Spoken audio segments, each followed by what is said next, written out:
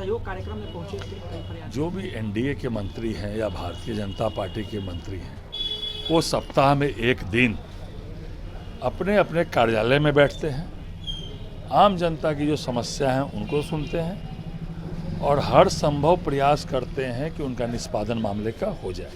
तो मेरा प्रत्येक मंगलवार को है, तो मंगलवार के दिन जो ज़मीन संबंधी मामले रहते हैं उनके पूरे राज्य भर से जो है लोग आते हैं और उनकी सुनवाई होती है।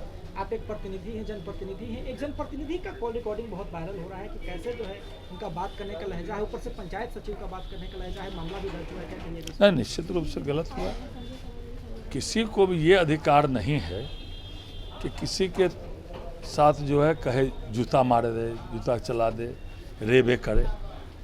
लोकतंत्र है, राजतंत्र नहीं है। लोकतंत्र में चाहे कितने भी बड़े से बड़े लोग हों या छोटे से छोटे लोग हों, इज्जत के साथ बात करना, सम्मान देना, और जो जनप्रतिनिधि हैं उनको तो विशेष तरह से इसका ख्याल रखना चाहिए कि हम जनता के द्वारा चुने हुए प्रतिनिधि हैं और जनता ही मालिक है। लोकतंत्र में जनता ही मालिक है, तो जनता के साथ कैसे बात किया जाए, कैसे सम्मान किया जाए। अगर कोई नीचे के भी अधिकारी हैं तो उसको रेबे करना या उसको जो है जूता से मारेंगे, ये बात उचित नहीं है कहीं से भी। जनप्रतिनिधि को अगर हम किसी से इज्जत चाहते हैं तो हमको भी उसी तरह इज्जत से जो है उनसे बात करनी पड़ेगी। हम दूसरे से जो अपेक्षा करते हैं वो खुद में भी उसको ढालना पड़ेगा, तभी हम दूसरे से इज्जत पा सकते हैं। देखिए मंत्री जी, एक मेरा अंतिम सवाल रहेगा कि एक व्यक्ति जो कि किसी प्रकार के मृत्यु सर्टिफिकेट बनाने के लिए उनको विधायक से पैरवी लगाने पड़ रहे हैं, तो समझ सकते हैं वो तो जांच का विषय है जी, किस तरह के मामला है, क्या है, नहीं है, वो जांच का विषय है। लेकिन ठीक है, वो तो जांच का विषय है, गड़बड़ी होगी तो उस पर अलग, वो विषय अलग है। लेकिन जिस भाषा का इस्तेमाल हम जनप्रतिनिधि किए, चाहे वो तो माननीय विधायक है, कोई भी जनप्रतिनिधि हो कि कोई अधिकारी भी हो, विधानसभा से हो जाए, कोई भी जनप्रतिनिधि हो कि कोई अधिकारी भी हो, क्या वो बात करने का ढंग उचित है? क्या वो लहजा ठीक है? तो बात करने का ढंग तो सही होना ही चाहिए, लहजा तो सही होना ही, कोई हो, चाहे वो अधिकारी हो, चाहे वो जनप्रतिनिधि हो, बात करने का तो ढंग होना ही चाहिए। 70,000 करोड़ का जो रिपोर्ट में खुलासा हुआ है सीएजी की रिपोर्ट में, उसमें प्रशांत किशोर ने एनडीए पे भ्रष्टाचार देखिए, मुझे लगता है ज्ञान का अभाव होगा कहीं ना कहीं। प्रत्येक साल एजी के द्वारा ये रिपोर्ट ले होता है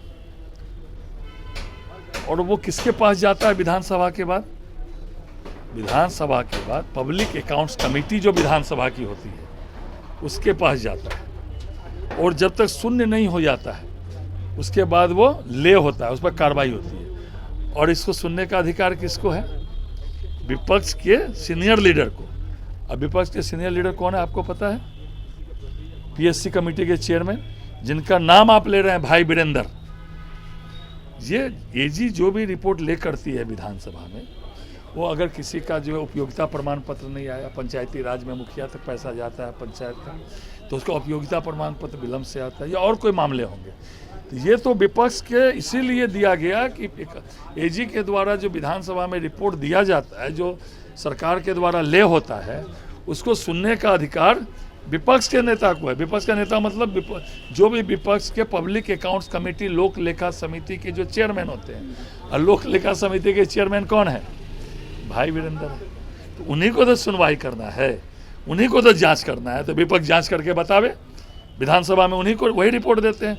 इसलिए ये सब कोई मामला नहीं है। पूरे बिहार में गरीबों के लिए हो, किसानों के लिए हो, महिलाओं के लिए हो, नौजवानों के लिए हो, सबकी चिंता की जा रही है। विपक्ष को ये रास नहीं आ रहा है। अगर 125 यूनिट बिजली फ्री की गई तो विपक्ष को जो है मिर्ची लगी हुई है। अगर सामाजिक सुरक्षा का पेंशन का 3 गुना कर दिया गया 400 से 1100, तो विपक्ष को मिर्ची लगी हुई है। आज युवा आयोग बना नौजवानों के लिए, आज सफाई कर्मचारी आयोग बना है बिहार के सफाई कर्मचारियों के लिए, किसानों के लिए हो, महिलाओं की सशक्तिकरण में तो बिहार नंबर 1 है। तो पत्रकारों को भी हम लोगों ने पेंशन को 6,000 से बढ़ाकर सीनियर जो 15,000 कर दिया और 3,000 से भी बढ़ा दिया। तो कहने का तात्पर्य है, तो बिहार में जो काम हो रहा है दूसरे किसी की भी दाल गलने वाली नहीं है। वो अपनी स्थिति समझ रहे हैं। तो कभी विपक्ष जो है चुनाव बाइकआउट की बात करता है, वो जान रहा है कि चल अंते का बेड़िया हार के ही आना है, एनडीए की फिर से सरकार बननी है। तो इसीलिए जो है अनाप शनाप उजूल फजूल आरोप, जिसका न सर है न जिसका पैर है। अभी तो केस किया गया है जिनके नाम आप ले रहे हैं प्रशांत किशोर पर, दे जवाब। अब तो कानून अपना काम करेगा ना, कानून देखेगा ना क्या सही है क्या गलत है। इसीलिए उजूल फजूल आरोप लगाना, मीडिया में बना रहना, मीडिया में कैसे टीआरपी मेरी बढ़ती रहे, इतना ही काम इन लोगों का है।